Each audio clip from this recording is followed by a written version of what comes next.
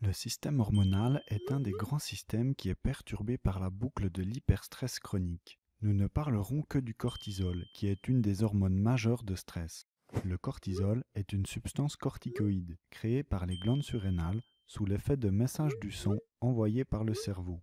Le cortisol est ensuite libéré dans le sang. Il circule dans tout le corps et a des effets importants. Alors que l'adrénaline est une hormone de stress sur quelques secondes à quelques minutes, le cortisol a un effet beaucoup plus long et lent, de quelques heures à quelques jours. Et comme il agit directement sur l'ADN de nos cellules, entraînant des modifications de la lecture de l'ADN, il peut même avoir des effets beaucoup plus longs, de quelques mois à quelques années. Le cortisol a normalement un rythme. Il est plus élevé le matin pour augmenter l'énergie disponible et descend le soir pour laisser le corps se calmer.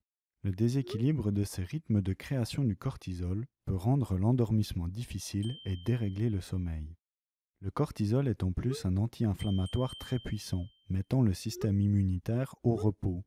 Il agit sur beaucoup de cellules à plusieurs niveaux différents pour diminuer le stress inflammatoire.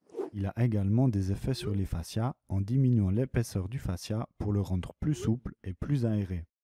Le cortisol a des effets psychologiques importants, en améliorant l'humeur et en procurant une certaine joie de vivre ou euphorie en cas d'augmentation importante. La boucle de l'hyperstress chronique va épuiser les surrénales. Cela peut prendre plusieurs mois ou plusieurs années.